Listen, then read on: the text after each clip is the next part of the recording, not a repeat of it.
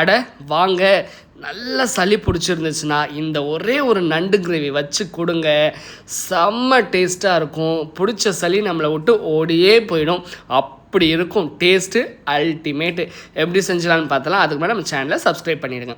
அடிக்கனமான பாத்திரத்தில் தேவையான அளவு எண்ணெய் ஊற்றிடலாம். ஓகே, எண்ணெய் ஊற்றினதுக்கப்புறம் கொஞ்சமாக கடுகு சோம்பு போட்டு குட்டி குட்டியாக கட் பண்ண வெங்காயம் கருவேப்பிலை உப்பை போட்டு நல்லா வதக்கி எடுத்துக்கலாம். வெங்காயம் நல்லா கோல்டன் கலரில் வரணும்.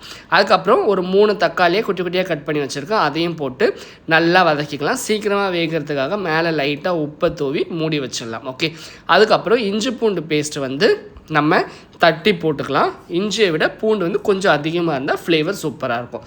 ஓகே, அடி பிடிக்காமல் இருக்கிறதுக்கு கைவிடாமல் கிண்டிகிட்டே இருக்கணும். இதுக்கு ஒரு மசாலா தேங்காய் மிளகு சோம்பு பூண்டை போட்டு நல்லா அரைச்சி எடுத்துக்கலாம். அதுக்கப்புறம் இதுக்கு மசாலா வெறும் மிளகாத்தூள் போடக்கூடாது. குழம்பு மிளகாத்தூள் மஞ்சத்தூள் போட்டு நம்ம கழுவி வச்சுருக்க நண்டை போட்டு நல்லா கிளறி விட்டுடலாம். அந்த மசாலா எல்லாமே நண்டில் ஃபுல்லாக பரவி இருக்கணும். அந்த டைமில் ஒரு டம்ளர் அளவு தண்ணியை ஊற்றி அந்த தண்ணியிலே வந்து நண்டை வேக வச்சிடலாம்.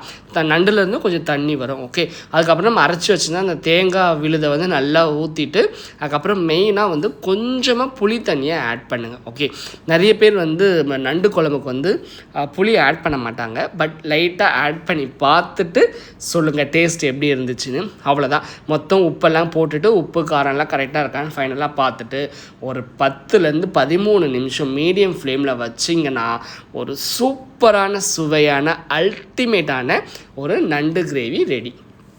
அவ்வளோதான், வேறு என்ன.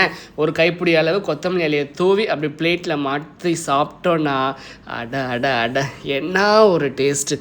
மறக்காமல் ட்ரை பண்ணி பார்த்துட்டு திரும்பி கமெண்ட் பாக்ஸில் வந்து எப்படி இருந்துச்சுன்னு சொல்லுங்கள். வேறு ஏதாவது ரெசிபி வேணும்னாலும் சொல்லுங்கள். நம்ம போதியமாக சமையல் சேனலை மறக்காமல் சப்ஸ்கிரைப் பண்ணிவிடுங்க. Bye bye, thank you.